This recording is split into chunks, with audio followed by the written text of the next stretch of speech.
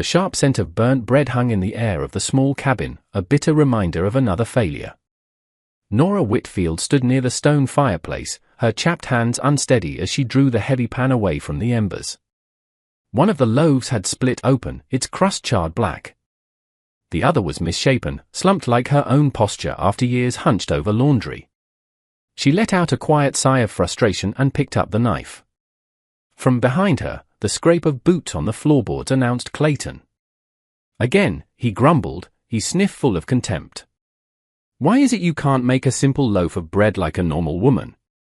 She offered no reply. She hadn't truly answered him in years. He stomped across the room to a chest at the bed's foot, pulling out his own clothes and stuffing them into a canvas sack. "Town meeting tonight. You and the boy stay put.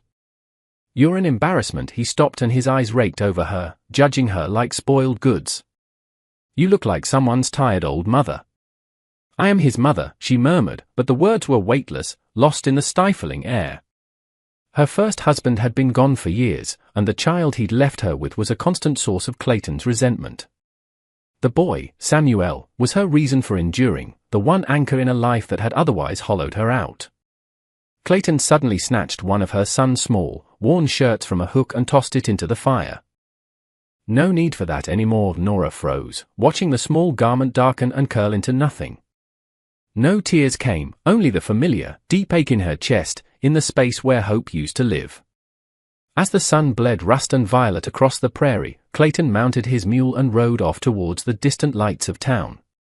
Nora sat on the porch steps, her apron still dusted with flour, her dark hair, threaded with silver, tied back loosely. The wind whispered through the dry brush, a lonely, ancient song. She watched the last of the light fade before gathering her shawl and heading inside, her son already asleep in his small cot. She did not sleep.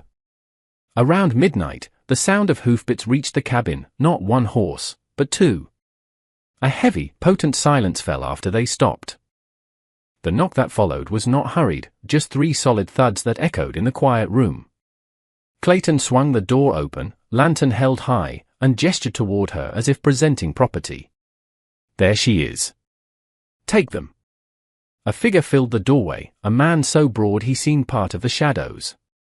He had powerful arms, a thick beard like dark moss, and a scar that cut across one eyebrow. His attire was practical, wool, leather, and a layer of dust. His name was Boaz, a man of the mountains whom few people ever saw and none truly understood. He remained silent, his gaze steady. Nora rose from her chair, pulling her sleeping son from his cot and holding him close. Samuel stirred, burying his face in her shoulder. "She's got strong hands," Clayton offered, as if selling livestock. "Good for chores. The boy's quiet enough. She can't cook worth a damn, but she doesn't talk much." "You'll appreciate that still." Boaz said nothing. His eyes, dark and watchful as a raven's, rested on Nora's face, then on the child in her arms.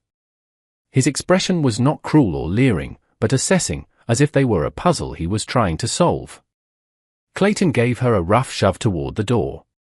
"Go on. Earn your keep somewhere else." Nora stumbled forward, her heart a dull, heavy beat in her chest. She didn't cry, not even when her worn shoe caught on the threshold and her foot landed in the cold, hard dirt. Clayton hadn't bothered to tell her to bring proper boots. Boaz turned without a word, leading his own horse down the darkened trail. Nora followed, clutching her son and her shawl, the hem of her dress dragging through the dust and frost. Behind them, the cabin door shut with a final thud. There was no goodbye. They walked for what felt like hours under a pale, bone-white moon. Each step took her further from a life she knew and deeper into a silent, shapeless future. At one point, Boaz stopped and pulled a thick, worn blanket from his saddle bag. He wordlessly draped it around her and Samuel, the wool warm against their skin. She accepted the gesture with a silent nod. The path steepened, winding through dense pines. The sounds of the night woods closed in around them, the call of an owl, the distant howl of a wolf, the soft hush of snowflakes beginning to fall. She tripped on an unseen root, and he steadied her with a firm hand on her elbow, releasing her as soon as she was stable. By the time they reached his cabin, a solid structure of thick logs perched near a cliffside, her legs were trembling with exhaustion. Boaz tied up his horse, then pushed the door open and stood aside, letting her enter first. The inside smelled of pine, wood smoke, and cold stone. It was a space of pure utility, a single large bed, a table with 2 chairs, and a fire already glowing in the hearth. There were no decorations, no feminine touches. She stood by the fire, holding her sleeping son, uncertain of what to do. Boaz brought in her meager sack of belongings and set it by the wall. He moved with the unhurried, deliberate grace of the forest itself. He filled a kettle with water and hung it over the flames. "You hungry?" he finally asked. His voice was deep, weathered by wind and long silences, but it held no malice. She nodded. He handed her a strip of jerky and a piece for Samuel when he woke, then sat on the other side of the room, using a small knife to carve a piece of wood. They existed in that silence as snow began to tap against the roof. Later, he gestured to the bed. "Take it. The boy and you. I'll sleep by the door." She hesitated, but he didn't press the issue. He simply laid out a large buffalo hide near the hearth and settled onto it, a boulder at rest.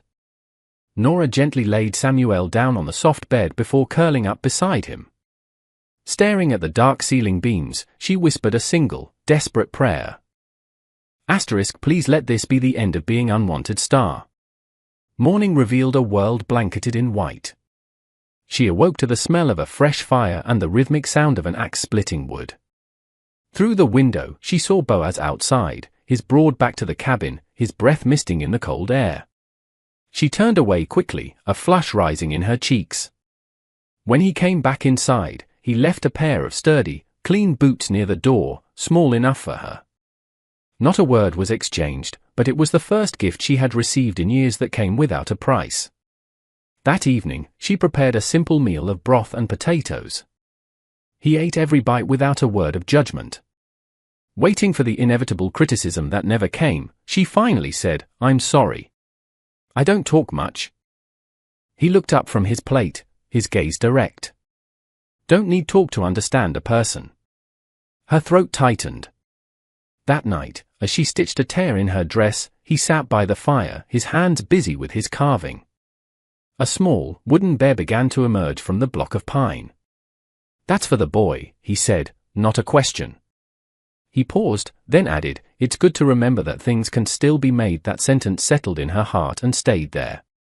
Just before she drifted off to sleep, she heard him shift on the floor, moving closer to the fire, closer to the bed where she and her son lay. The wind howled, but inside the cabin, it was warm. For the first time in a very long time, Nora didn't dream of escaping. She dreamed of putting down roots. She dreamed of becoming something whole again, not just endured, but seen. As the snow whispered against the window panes, she realized with a start that she and her child had been placed in the hands of a man who, though silent, had never once looked at them with pity, only with a deep, quiet reverence she didn't yet understand. It was more than Clayton had ever offered, and it would be enough to begin again. The morning was hushed and white. Snow lay over the trees like soft blankets, muffling the world in stillness. Inside the cabin, Nora moved with a newfound quietness, her new boots warm and solid on the pine floor. Boaz had gone before the sun touched the frosted windows, the door opening and closing with a whisper of cold air. He never said where he was going, but she had learned he always returned. She stirred a pot of beans over the hearth, the simple, savory scent filling the small space. She was beginning to love the smell of this cabin, not of bitterness or boiled over sorrow, but of wood smoke, leather, and the steady labor of a man who asked for nothing. On the table, the small wooden bear he had carved sat polished and smooth. Her son, Samuel, held it tightly in his hand as he drew pictures with a piece of charcoal on a scrap of wood. She picked up a rag and began to wipe down the floor, not because she was told to, but because she needed to.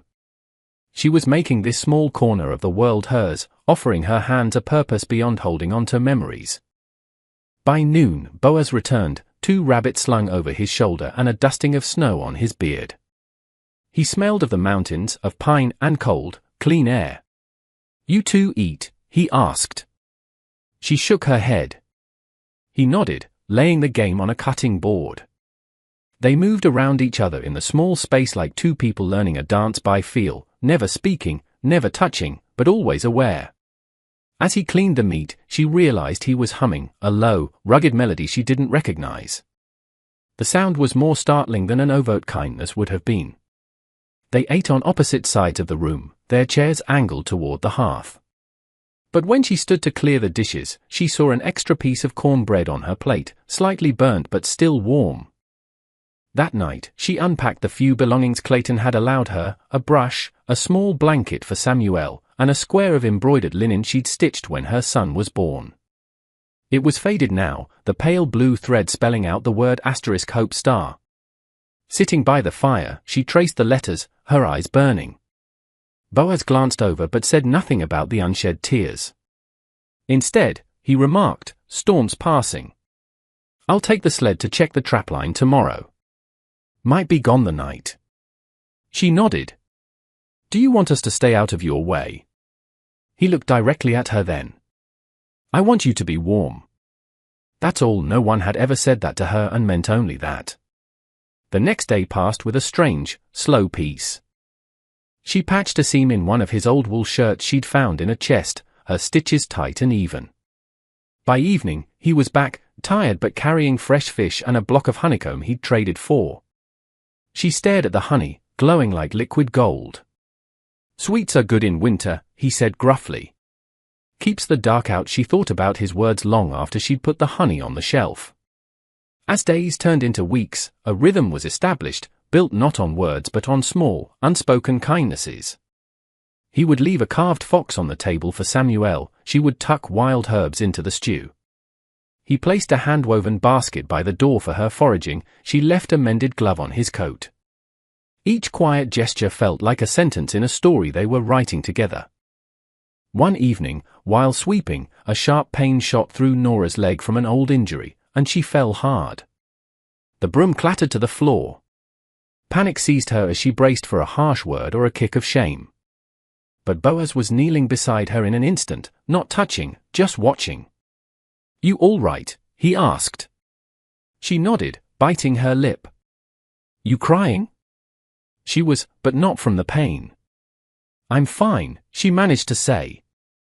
He helped her to a stool, then knelt and began to unlace her boot. "Don't," she started, embarrassed, but he ignored her. His large hands were surprisingly gentle as he examined her swollen ankle. "Needs rest," he stated. "I'll finish," and he did, sweeping the floor with slow, quiet strokes. That night, she cried into her pillow, not for the fall, but for the startling gentleness with which her brokenness had been met. The next morning, a crutch carved from smooth cedar was leaning against her chair.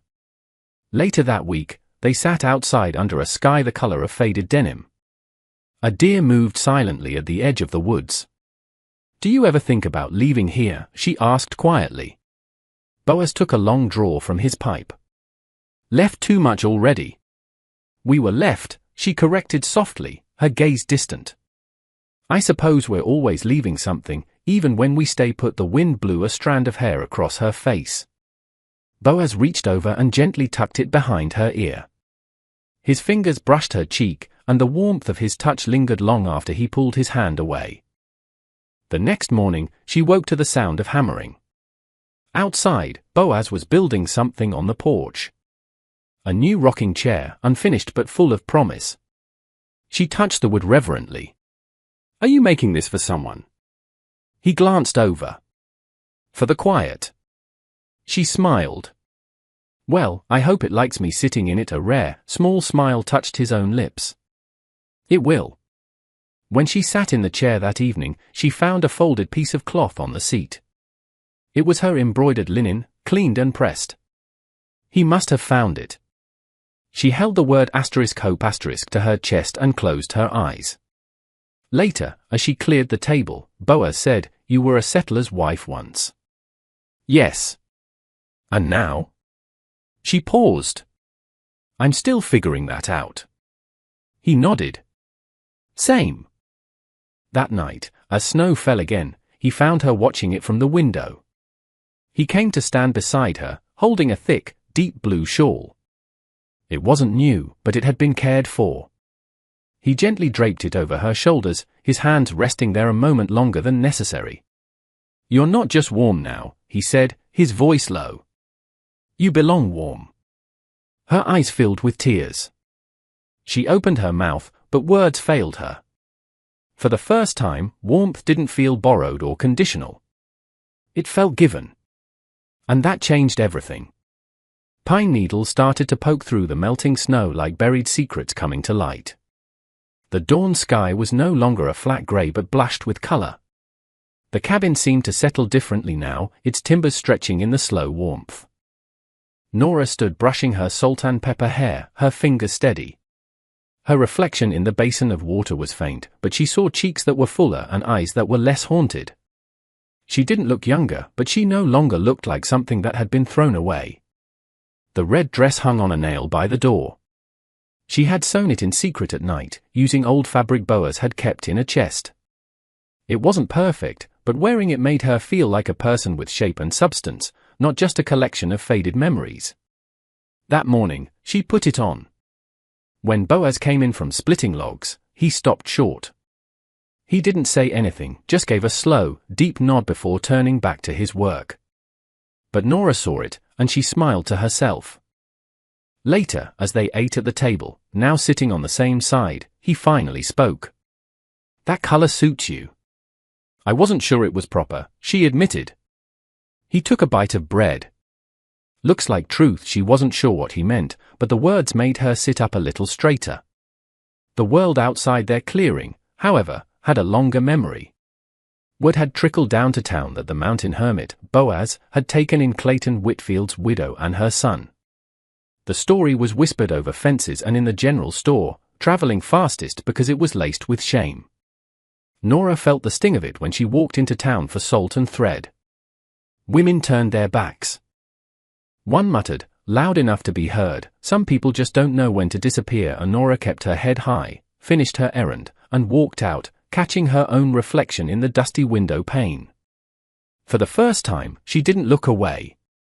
When she returned, she found Boaz mending the roof of the small chicken coop. "They called me a ghost," she said, standing beside him in the twilight. He kept hammering, his rhythm steady. "That so?" She nodded. He wiped his brow and glanced at her. "You don't look like one." "What do I look like?" He paused, considering. "Someone who came back." That night, she made cornbread with molasses, and he ate every piece. As they sat by the fire, her hands busy with a new shawl for Samuel and his with a carving knife, she watched him work. He was whittling 2 foxes, one sitting and one on the move. When he set them on the windowsill, she asked, "Are they together?" He looked up. "They don't need to be, to belong." The next day brought an unexpected storm, with wind and sleet sharp as needles. While rushing to secure the shutters, Boaz slipped on a wet rock, his shoulder hitting the cabin wall with a sickening thud. Nora ran to his side. "I'm fine," he grunted, but she could see the pain in his eyes. She helped him up, her grip surprisingly strong on his arm. Inside, she insisted he remove his shirt so she could inspect the bruising. "You have too much pride," she whispered, pressing a cold cloth to his shoulder. "And you have too much care," he answered, his voice rough. Their faces were inches apart. She didn't move away. "Why did you let us stay?" she asked, the question hanging between them. He met her gaze. "Because you never needed my permission." Tears welled in her eyes, and she quickly turned away. The small gestures between them grew more frequent, more intentional. He found her watching him as she stirred a pot. He lingered a moment longer when they passed in the narrow space. He carved her initials, Northwest, into the handle of her favorite wooden spoon. One afternoon, she walked barefoot through the woods, her son running ahead to chase butterflies. Boaz followed, carrying a basket. When she stopped to admire a patch of wild violets, he knelt and picked one. "Used to think these were useless," he admitted. "Too small for anything." "They're not for anything," she said softly. "They're for beauty." He gently tucked the flower into her hair, his fingers trembling slightly as they brushed her temple. That evening, as dusk settled like violet smoke, he asked, "You ever dance?" She blinked. "Not in years." He stood and offered his hand, its palm rough and scarred. "Can't promise I'm any good at it." She took his hand, and he led her in a slow, swaying circle on the porch, beneath the first stars. There was no music but the whisper of the wind, no rhythm but the beat of two hearts learning to trust each other. When they stopped, she rested her forehead against his broad chest. "I haven't danced since my first husband passed," she confessed. He placed a hand on the back of her head. "Then let this be your next beginning." She slept in the bed that night, while Samuel was curled on his cot. Boaz remained on his pallet by the fire, but the distance between them was no longer measured in feet, but in breaths. The next morning, she found him on the porch, holding a crumpled piece of paper. "Someone from town brought this," he said, his jaw tight. It was a note addressed to her. He handed it over. Her hands shook as she read the familiar, cruel script. * Nora. You and the boy still belong to me in the eyes of the law.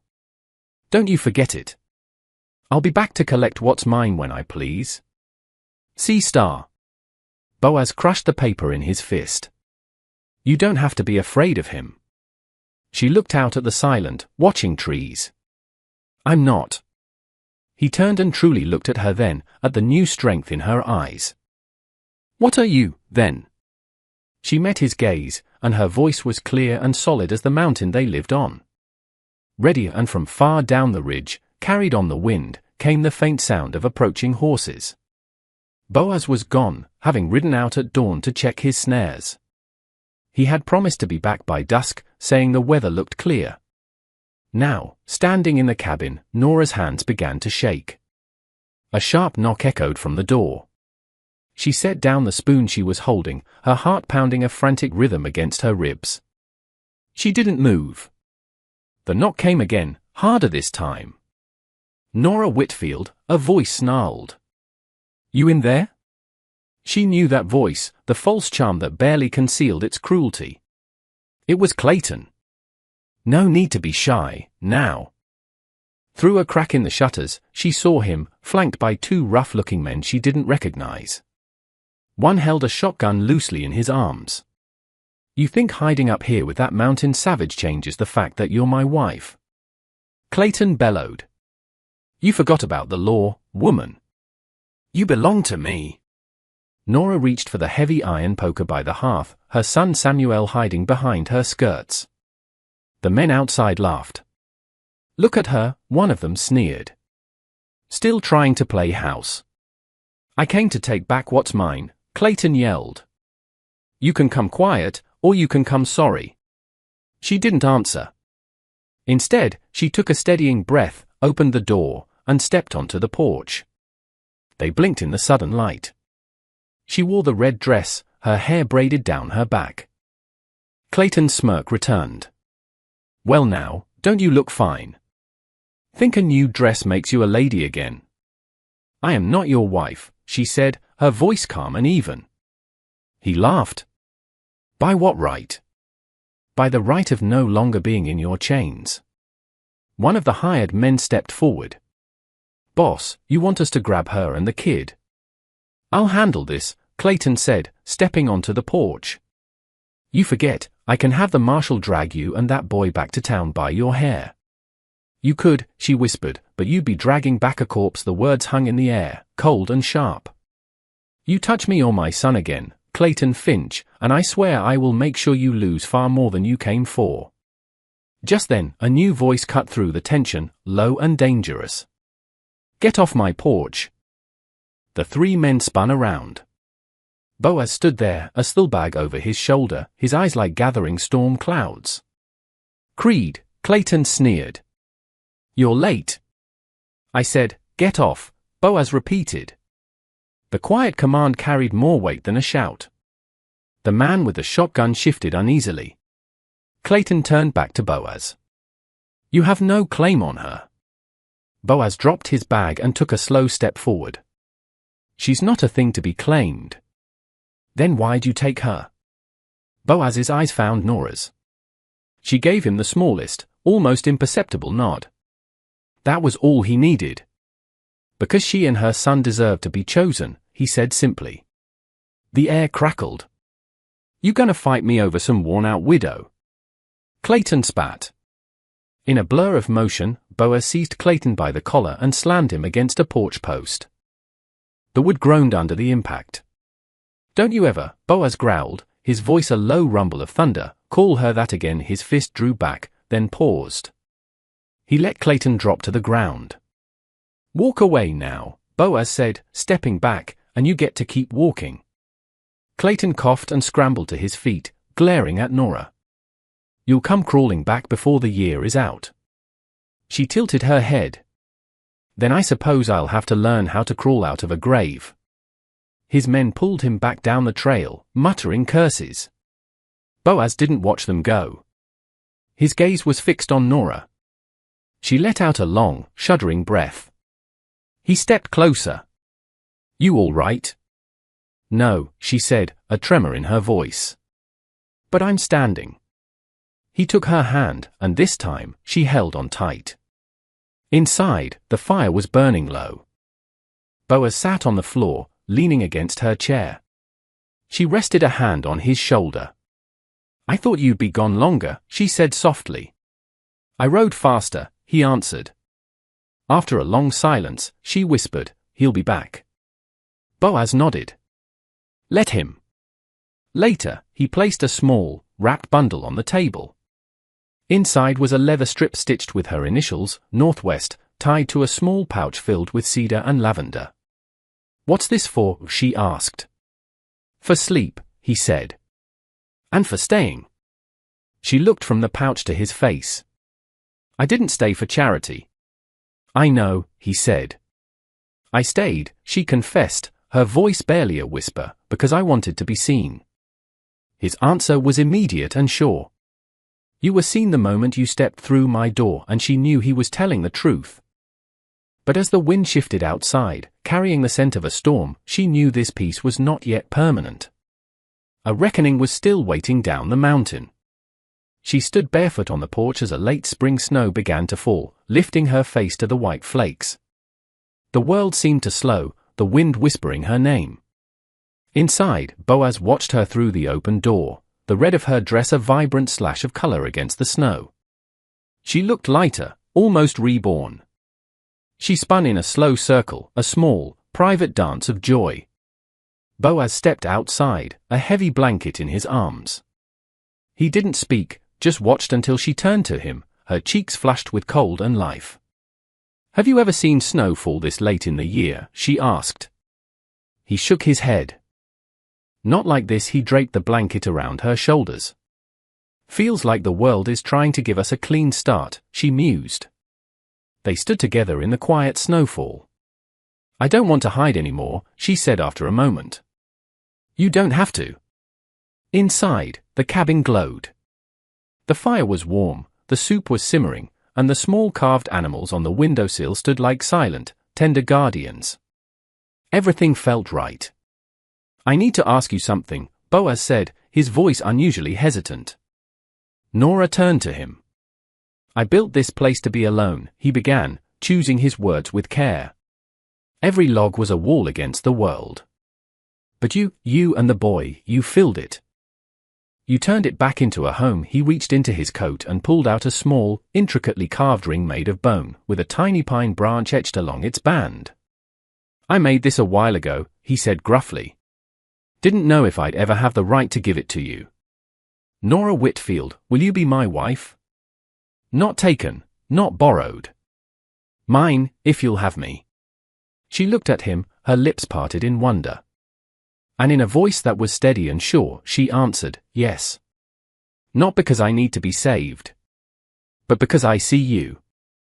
And I think, finally, you see me, too. He slipped the ring onto her finger.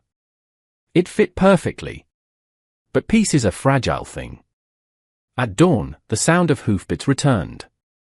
It was Clayton, but this time he had a deputy and a circuit judge with him. I warned you, Clayton sneered, dismounting. The law is on my side. The deputy unrolled a warrant. Your husband has filed for your retrieval. He claims you've been kept here against your will. Before Boaz could speak, Nora stepped forward, barefoot in the fresh snow. She wore the red dress like armor. I was not taken, she said, her voice ringing with newfound strength.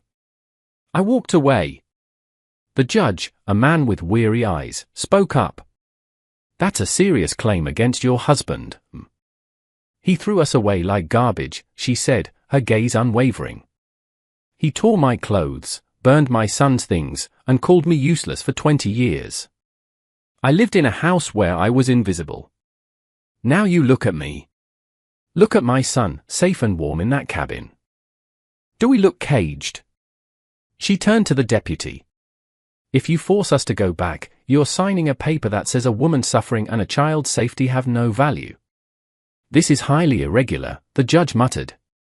I came here willingly, Nora declared. I stay willingly.